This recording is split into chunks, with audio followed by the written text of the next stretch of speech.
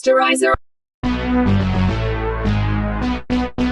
Sanibona igama le-movie yethu The Cobbler esiyiqala kudala edolobheni lakudala lase-New York ngo-1903 lapho osomabhizinisi bakudala babehlangene khona bediskhasa mayelana nokuwa kwemabhizinisi abo ukuthi kungenziwa njani ngale nkinga ababhekene nayo. Bacela omunye umthungi wey'cathulo owayenomlingo womshini wakhe umnumzane uPinchas Simkin isikhathi bemnika iy'cathulo zesiqhumame esaziwayo ukuthi akayithunge ngomshini wakhe bese eyayigqoka. Noma waqala wangabazi uMr Simkin kodwa wagcina evumile waqala lapho wathunga lezo y'cathulo ngomshini wakhe womlingo. Imovie yethu sisibuyisele esikhathini samanje lapho esi-introduce khona ku-Max Simkin oyisizukulwane esikaPinchas Simkin. Naye uMax usebenza wona umsebenzi wawenziwa ukhokho wakhe wokuthunga iy'cathulo. uMax wayehlalela kwendawo encane noma wakhe wayengaphilile kahle ngokwempilo uSarah Simkin okuvelayo ukuthi ubaba wabo wabashiya eminyakeni eminingi eyadlula. Umakhelwane wendawo kaMax yokuthunga iy'cathulo kwakunomunye kwakuthiwa uJimmy yena wayesebenza ukugunda abantu amakhanda. Nokwathi uMax esazenzela umsebenzi wakhe njengokujwayelekile kwangena omunye wesifazane igama lakhe wawuCarmen wayehamba engena indlu nendlu ngesikhathi etshela uMax Simkin ukuthi ugovernment uyabahlukumeza ngokuthi ufuna ukubakhipha bonke ey'ndlini zabo. Kodwa uMax akabanga nandaba nayo yonke lento eyayisho uCarmen, yena wayebonela intombi enhle nangokuthi uMax avuma ukusayina lelo phepha le-petition. Ngakusasa kwafika enye indoda edelelayo yomuntu omnyama ebizwa ngoLudlow esitolo sikaMax yatshela uMax ukuthi akapholishe iy'cathulo zakhe ngenkani. uMax wayepholishe iy'cathulo zikaLudlow. uLudlow uthe eqeda lapho uLudlow wabonga kuMax wasemshiyela elinye iphaya ley'cathulo wamtshela ukuthi akamthungele lezo y'cathulo ethi uzoyilanda ngakusasa. Ngempela wahamba uLudlow washiya iy'cathulo zakhe ngesikhathi uMax eseyilungisa. Kanti umshini kagesi uMax ayithunga ngawo iy'cathulo uzovela uqhume ufe ungabisakwazi ukuqhubeka nokusebenza. uMax wazama ukufonela labo bantu abalungisa imishini wathola ukuthi babhizi bonke ngalolo suku. uMax esacabanga nangendlela uLudlow umnikazi walezi y'cathulo adelela ngayo wahamba eseyendlini enzansi ebasement eseyobheka kwistorage sale mshini emdala. Wapequlula lapho uMax ebheka umshini ongasebenzi wafica lo mshini wemlingo wawusetshenziswa umkhulu wakhe bese ubona uvezwe ekuqaleni kwemovie. Noma uMax wayengawazi lo mshini ukuthi unomlingo kodwa wathunga iy'cathulo zikaLudlow uthe eseqedile wathi esefika upstairs wazama ukuyilinganisa le y'cathulo ey'bizayo kodwa wethuka uMax mayeyibona esephenduka uLudlow. Lokho kwamthusa kakhulu uMax washeshisa wasikhumula leso sicathulo ayesesigqokile waphindela ukuyoyibuka esibukweni wayibona esewuyena futhi uMax. uMax esadidiswe yileyo nto waphinde wazama isicathulo somunye umuntu sasizothungiswa la esitolo sakhe kodwa akashintshanga kwenzekanga lutho. Nokuyilapho abona khona uMax ukuthi kushuthi isicathulo simenza ashintshe mayeke wasithunga ngalo mshini kakhokho wakhe. uMax ngokufuna ukuphruva lokho wavele wavala esitolo wahamba esewuthunga iy'cathulo ey'ningi ey'ndala ezahlukahlukene ngalo mshini awufice la kwe-basement. Wayilinganisa zonke eseyigqoke ey'shintshanisa wayibona ngempela eseshintshe abanikazi balezi y'cathulo abahlukahlukene. uMax wabona sekuzoba into emnandi le ukushintsha le mpilo yakhe ebhorayo. Nokuyila athi ugqoke ezinye iy'cathulo waphenduka waba yiChina wayohamba phakathi kwama-China edolobheni lase-Chinatown. Wabuye waba umuntu omnyama wadla kwenye i-restaurant wahamba engasakhokhanga ngokuthi ashintshe akhumule lezo y'cathulo. Wabuye washintsha wayibona eseyindoda e-rich esedrayive imoto yakhe ebizayo. Ngakusasa kwafika enye intombazane enhle igama layo uTaryn yathi kuMax ucela ayithungele iy'cathulo ze-boyfriend yayo u-Emiliano. Ngoba uMax wayeyithandile le ntombazane uTaryn wavele wagqoka iy'cathulo zika-Emiliano washintsha waba u-Emiliano. uMax wangena kuleyo bar esewu-Emiliano wabona kuchazeka amantombazane amaningi aye kuleyo bar embuka. uMax yayisimchaza le mpilo ayeyiphila wahamba eseyemzini ka-Emiliano wafica i-girlfriend ka-Emiliano uTaryn egeza eshaweni. uTaryn wavele wambiza wathi akeze bazogeza ndawonye eshaweni bobabili. Wajabula uMax kodwa wathi lapho esethi uyakhumula wabuye wakhumbula ukuthi uma engakhumula iy'cathulo kuzophela ukuba u-Emiliano wabuyele kubeni uMax.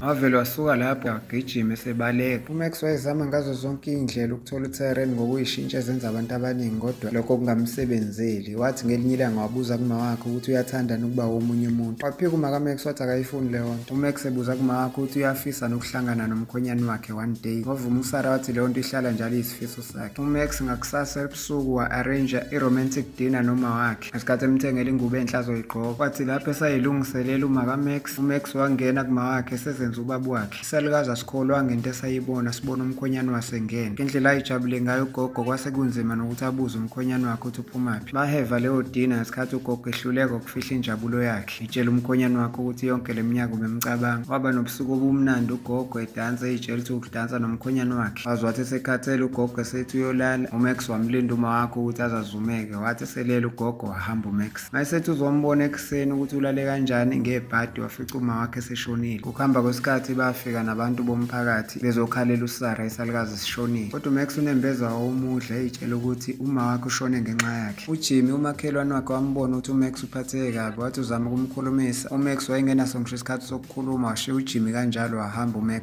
Wathi esebuyela emsebenzini wakhe weyicathulo, kwabuya uLudlow esezolanda iy'cathulo zakhe. uMax watshela uLudlow ukuthi njengoba ungayiphethe nereceipt akulula ukuthi ngikunikeze iy'cathulo zakho, ngoba kungekho lula ukuthi ngikunike kule nqwaba egcwele la ngoba ihamba ngey'namba. Lokho kwamcasula kakhulu uLudlow, wathethisa uMax wathi uyayifuna iy'cathulo zakhe, embuza ukuthi uyazazi ukuthi ziyimalini lezi iy'cathulo. Wathi ngikunikeza 1 hour ukuthi ungitholele iy'cathulo zami, makungenjalo uzoba senkingeni. Waphuma wahamba uLudlow. Esehambile uLudlow wacasuka uMax indlela amhlambalaze ngayo, wafuna ukupay i-revenge kuLudlow, ukuyishintshashintsha uMax ezenza abantu abaningi. Walandela uLudlow efuna ukumbona ukuthi uphila mpiloni. Wathola ukuthi uLudlow uyi-gangster, uphila ngokubulala abantu nokubasabisa nokubashaya. uMax wabona uLudlow esehamba ney'gebengu zakhe sebeyongena emotweni, nokuyilapho uMax athola khona ithuba lokuyishintsha azenze yena uLudlow. Wahamba uMax eseyemzini kaLudlow efuna ukuyontshontshwa something ezokwazi ukuthi apheke kahle i-revenge kuLudlow ngokumhlambalaza, kanti uzofica intombi kaLudlow icasukile isethisa uMax icabanga ukuthi uLudlow imtshela ukuthi iyahamba yona manje la ikhathele ukuhlukumezeka. Yaphuma yahamba intombi kaLudlow yamshiya yedwa uMax. Wathi esesele yedwa wafica enye isuitcase uMax, nokwathi lapho elivule lo suitcase wafica ligcwele iy'bhamu. Wathola nesibhamu se-taser gun engasazi nokuthi sisetshenziswa kanjani, wayichoka isandla. Waquleka lapho isikhashana waphaphama wagqoka iy'cathulo zikaLudlow. Mayesethi uyahamba wafika emnyango wahlangana noLudlow wangempela. Wethuka uLudlow ebona omunye uLudlow ngaphambi kwakhe, wacasuka uLudlow waklinya lo Ludlow oyifake engamazi nokuthi uwubani, kanti uMax ubeyithathile leya taser gun wachoka ngayo uLudlow wangempela waquleka. uLudlow waphaphama eseboshelwe esitulweni, nokuyilapho uMax aqhamuka eseyishintshe wazenza indoda eyayishintsha ubulili yaba umuntu wesifazane. uMax ethotsharisha uLudlow emfuna izinto zakhe ey'bizayo. Walikhuluma iqiniso uLudlow emyalela isafe enamawashi akhe abizayo. Wethusa ukunokha kwabantu emnyango uMax wathi uyalunguza, wathola ukuthi iy'gebengu zikaLudlow, washawa uvalo esaba ukuthi uzobanjwa. Kodwa uLudlow watshela uMax ukuthi la madoda asemnyango azolanda yena uLudlow ukuthi bawu-collect u-50,000, nokuyilapho uMax ashintsha khona wagqoka izicathulo zikaLudlow wahamba nazo iy'gebengu zikaLudlow sekuyiwa kulowo muntu. Eshiya kanjalo uLudlow i-original eboshelwe esihlalweni. Bese endleleni esinye isigebengu satshela uMax esasicabanga ukuthi uLudlow sathi boss ngine-surprise yakho, bamthatha bawumngenisa kwelinye igaraji lapho bafica khona ezinye iy'gebengu zikaLudlow zishaya enye indoda kwakuthiwa uPatrick, naye iyake yazama ukubantshontshela. uMax kwamthusa kakhulu ukubona ukuchitheka kwegazi nempi, waze waphuma ehambe ushawa umoya etoilet. Wabuya lapho wabatshela ukuthi abayeke ukumshaya bamxolele, umuntu uyalidinga ithuba lesibili. Zethuka zonke iy'gebengu zikaLudlow zithi ziyaqala ukubona ibhosi yazo ixolela umuntu, kodwa ngokomyalelo wakhe bamxolela uPatrick bamdedela. Basuka lapho uMax ney'gebengu zakhe ezayicabanga ukuthi ihamba noLudlow baqhubekela komunye umuzi wesiqumama somunye umama wayeyisigebengu ogama lakhe lu-Elaine Greenwald. u-Elaine wanikeza uMax aka Ludlow i-envelope eyayigcwele imali engango-$50,000 emtshela ukuthi usengaqhubeka kayobulala leya target yabo. noMax wayezenzisa wenza sengathi uyazi ukuthi kukhulunywa ngamuphi umsebenzi, ngoba wathatha lowo 50,000 wahamba. Kodwa ngebhadi wathi esefika emzini kaLudlow esezenze loya muntu wesilisa owayishintsha wazenza umuntu wesifazane, wafica uLudlow eseyiqaqile intambo esemlinde ngesibhamu. uLudlow waklinya uMax esethi uyambulala. Ngokushesha uMax wakhumula lezi y'cathulo zomuntu wesifazane ey'gqokile, wabuyela esimeni sokuba uMax. Wethuka kakhulu uLudlow, nokwathi lapho ukuthi uMax uzama ukubaleka uLudlow wambamba. uMax wavele wagwaza uLudlow ngesithende sahehile wambulala. Wethuka uMax ngoba wayengaqondeli ukumbulala, wasuka lapho wabaleka uMax. Wavuka ngakusasa ekuseni uMax eyoyinikela emaphoyiseni ukuthi ubulala uLudlow, kodwa amaphoyisa athi mayesefika emzini kaLudlow zayingekho iy'mpawu zokuthi kuke kwabula umuntu la. Kungekho sidumbu sikaLudlow, kungekho ibhamu, kungekho mali, nokhaphethe ungakhombisi ukuthi uke waba negazi. uMax wazama ukuchazela amaphoyisa ukuthi ukhuluma iqiniso, kodwa amaphoyisa ngokungabikho kokufakazi avele abona uMax njengesilimo esingazazi ukuthi sikhuluma ngani, bahamba bamshiya. uMax wabona kungcono ayibuyelele emsebenzini wakhe wokuthunga iy'cathulo. Wathi eseye esitolo sakhe wethuswa ukubona lezi y'bhamu ayishiye kwaLudlow nemali eyigcwele isikhwama nalezi y'cathulo ade eyishiye lapha. uMax wadideka kakhulu ngenxa yalento eyenzakalayo, wavele wathatha sona isikhwama esigcwele imali wathi ngcono ahambe kule ndawo. Kodwa wathi esengaphandle uJimmy wammisa ethi, uJimmy ngiyakwazi Max mngani wami ukuthi ustress wokushonela uma wakho, njengoba ungasavuli nasesitolo ngingakusiza mina udile nestress. uMax wathi ethi uJimmy wathi akadili na stress yena, wahamba wamshiya kanjalo. uMax simbone esesemzini ka-Elaine Greenwald seyishintshe wazenza leya ndoda ezenza umuntu wesifazane. Wafika uMax uMax wazakhela isitori esiyamanga ku-Elaine ukuthi uLudlow uthe ngeke asakwazi ukushaya leya mission yaleya target, so umthumele ukuthi abuyise lo 50,000. U-Elaine watshela uMax ukuthi akafuna umuntu omqambela amanga yena. Watshela lamadoda ukuthi awamshaya amsakaze ekhanda. uMax waquleka. uMax waphaphama esesemotweni ngemuva ezwa lamadoda ayidrayiva leyo moto bethi uthe uMadam Elaine fanele ushise umuzi waleya ndoda, bethi nale ndoda ela ngemuva ezenza umuntu wesifazane kufanele bayibulale. Wathi mayezwa lokhu uMax wabheka ezinye izicathulo zomuntu osowashona ezamshintsha zamenza indoda esiyashona. Igebengu zambona zethuka zawushayisa imoto, lokho kwamsiza uMax ukuthi abaleke. Ngakusasa ekuseni esesesitolo sakhe uMax wabona iphepha leli lalikade lishiwe intombazane uCarmen lokususwa kwabantu endaweni. Nokuyilapho uMax abona khona ukuthi u-Elaine lelikhehla abalwisana nalo Elaine bathi bazolishisela umuzi yilela laziyo uMax elisebenzisana nentombazane ekuthiwa uCarmen. uMax wafika e-ofisini likaCarmen ngesikhathi emtshela lento ukuthi u-Elaine ufuna ukwenza yonke lento, kodwa uCarmen watshela uMax ukuthi u-Elaine uwumuntu opowerful kakhulu, oyi-business woman enamandla nemali, uswayithenga zonke lezi zindawo kodwa ikhehla uSolomon alifuni ukusuka. uCarmen noMax bafika kwikhehla uSolomon bemtshela ukuthi u-Elaine nala madoda amsebenzelayo baplana ukulibulala ikhehla, kodwa ikhehla eluSolomon labatshela ukuthi lingamane lifele la, ethi uSolomon ngoba impilo yakhe yonke uyiphilele khona la. uMax noCarmen baphatheka kabi ukuzwa ikhehla likhuluma kanje. uMax waplana ukuhlangana no-Elaine esezenze lona ikhehla eluSolomon, etshela u-Elaine ukuthi angahamba kule ndawo uma inganikezwa imali engango-$100,000 kanye nethikithi lokufika eChicago la azokwazi ukuhlangana khona nendodakazi yakhe. u-Elaine wayivuma leyo deal. Kwathi ngalolo suku ntambama amadoda amabili asebenzela u-Elaine, uJeffrey noBrian, bafika sebelethe leyo mali emzini kaSolomon. uMax waqhubeka neplani yakhe ngesikhathi esekhipha izicathulo zakhe eseyishintsha ezenza uJeffrey. Wafonela lo mama u-Elaine emtshela ukuthi uSolomon uhambile, ethi uhambe noBrian. Kwathi emva kwesikhashana wafika uJeffrey wangempela, kanti uMax wayeseyishintshile esezenza uBrian wamshoka nge-taser waquleka. Kodwa sibona behamba ngebhasi uBrian wangempela noSolomon wangempela, kodwa kwathi uma befike e-airport amaphoyisa ambamba uBrian ngenxa yokutholakala nesibhamu. Ngakusasa uCarmen wahlangana no-Elaine. uCarmen watshela u-Elaine ukuthi ubezovakashela uSolomon. u-Elaine kwamcasula ukuzwa lokho ngoba wayazi ukuthi ubetshela uJeffrey ukuthi ikhehla loSolomon elihambile la eChicago ngayizolo. Waphuthuma ukuyibonela ukuthi le ntombazane iqinisile nokuthi uSolomon ukhona. Uma efika u-Elaine walifica ngempela ikhehla loSolomon ukuthi alihambanga ukuya eChicago, kodwa siyathola ukuthi eqinisweni kwakungaseyena uSolomon lo, kwakuwuMax wayesegqoke izicathulo zikaSolomon wazenza ikhehla. u-Elaine wacasuka kakhulu, wasabisa ikhehla ngokuthi uzolibulala uma lingafuni ukuhamba lona nendodakazi yalo uCarmen. Eqeda ukusho lwamazwi kwavele kwaphuma iy'ntathelo ezayicashile emva kwamazwi ka-Elaine ukusabisa ukubulala ikhehla nendodakazi yalo. Konke lokho kwakade kuyiplani kaMax noCarmen. Ngalolo suku uMax noCarmen banikana amafoni number, bathembisana ukuthi bazoya kwi-date nge-weekend. uMax waphinde wazenza uLudlow for ukuyokhuluma nentombi yakhe, ngathi uMax eyinikeza amawashi kaLudlow abizayo ukuthi iyidayisele ithole imali. Kodwa kwathi lapho esethi uyahamba uMax wabanjwa uPatrick nezigebengu zakhe bamfaka emotweni bahamba naye. Bathi besahamba isayidi likadriver lashayisana netruck. uMax waphaphama ekuqulekeni kwi-barber shop kaJimmy, ngathi uJimmy etshela uMax ukuthi umkhiphe equlekile emotweni ebishayisane netruck. uMax wabuza kuJimmy ukuthi kwenziwa yini njalo wena ulokhu usizana nami. uJimmy wavela wakhumula izicathulo waziveza ukuthi uwubani, wethuka uMax. Makutholakala ukuthi uJimmy ubaba kaMax u-Abraham. uMax wayesecasukile ethethi usubaba wakhe, wathi ubaba wakhe bekumele ayifihle kanje ukuze avikele umndeni wakhe njengoba wayelandelwa abantu abafuna ukumbulala. Kwathi later wayomfaka kwenye indawo eyi-secret la ekakugcinwe khona inqwaba yezicathulo zabantu abahlukahlukene, emtshela ukuthi lento yokuyifihla kanje uzenza omunye umuntu into endala eqhamuka kwisizukulwane somndeni wabo, ethi njengamanje sekuyithuba likaMax lokuthi aphile leyo mpilo. Lokuyilapho amthatha khona sebeya kwigaraji labo bafica sebelinde udriver wabo, angena emotweni sebehamba bekhuluma ngomshini wabo wokuthunga izicathulo wemlingo. Siyayibeka lapha namhlanje, ungaphuthelwa imuvi elandela izo-uploada ngekudala.